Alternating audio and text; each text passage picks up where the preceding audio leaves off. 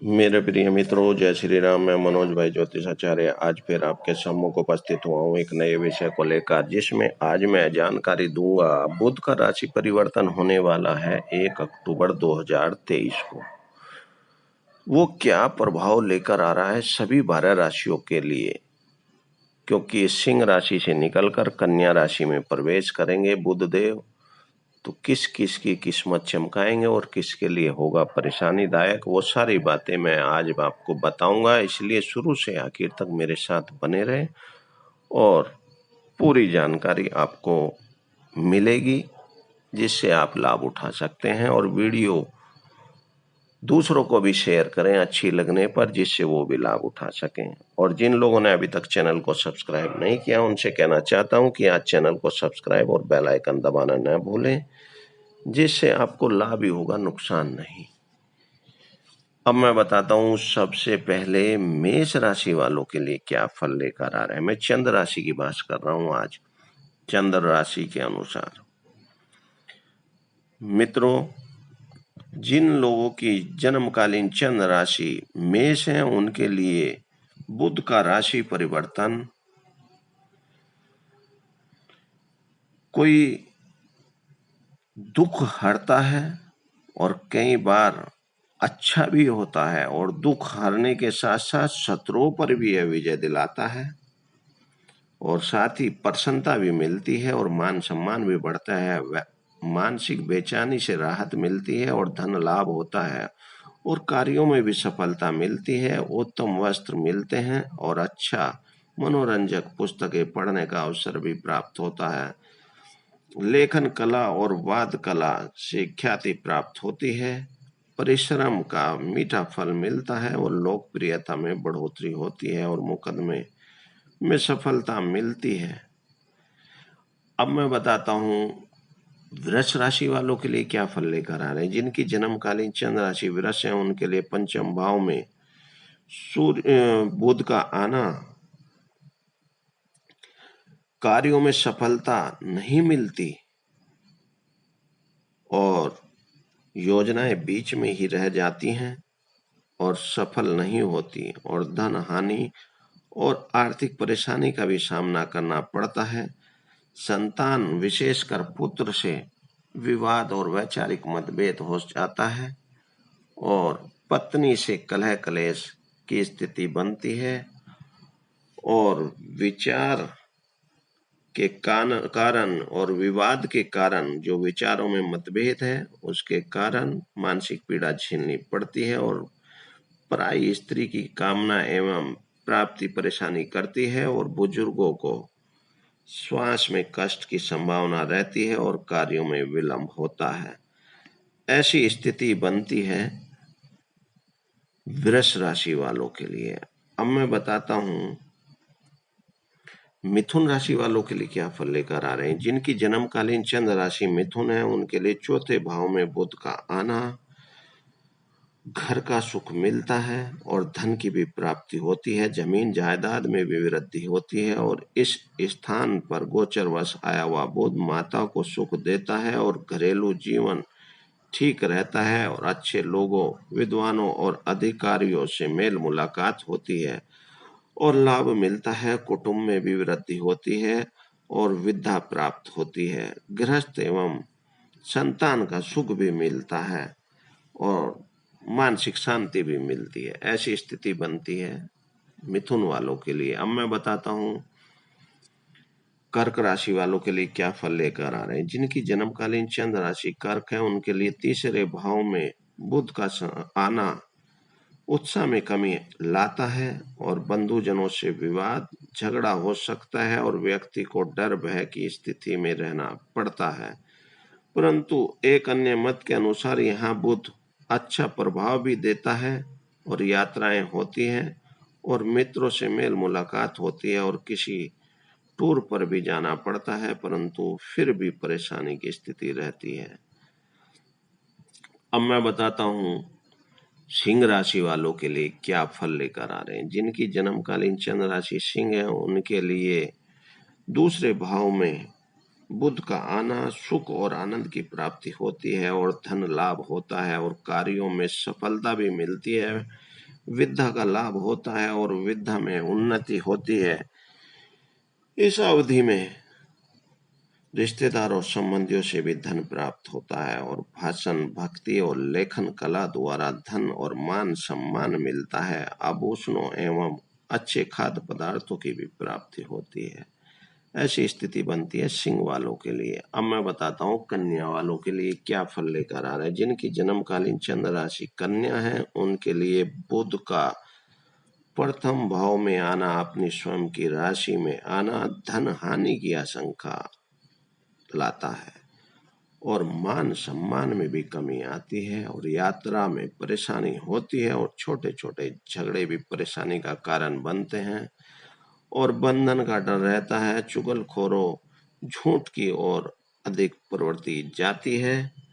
व्यक्ति अप्रिय शब्दों का प्रयोग करता है और जबान का चस्का परेशानी में डाल देता है और स्वभाव झगड़ालू सा हो जाता है।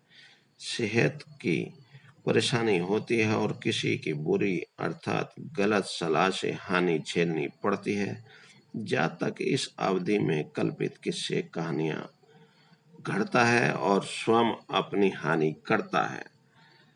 ऐसी स्थिति बनती है कन्या राशि वालों के लिए। अब मैं बताता हूँ तुला राशि वालों के लिए क्या फल लेकर आ रहे हैं। जिनकी जन्मकालीन चंद्र राशि तुला है, उनके लिए 12वें भाव में बुध का आना मान सम्मान को ठेस लगने की प्रबल आशंका रहती है और विद्या प्राप्ति में भी विघ्न पड़ता है और परिश्रम का फल नहीं मिलता। धन का खर्चा होता है और घर से बाहर रहना पड़ता है। भाइयों में अनबन रहती है और मानहानि हो सकती है। स्त्री को भी कष्ट होता है और घर में कलह कलेश का वातावरण बना रहता है और संतान विशेषकर पुत्र को कष्ट होता है। व्यक्ति उत्साह में कमी अनुभव करता है और बीमारी का भय लगा रहता है। कई बार चेकअप कराने के लिए भी अस्पताल जाना पड़ता है। रात्रि को नींद उचाट रहती है और व्यक्ति के शत्रु उत्पन्न होते हैं और बिना किसी कारण शिकायतें होती हैं। ऐसी स्थिति बनती है तुला वालों के लिए।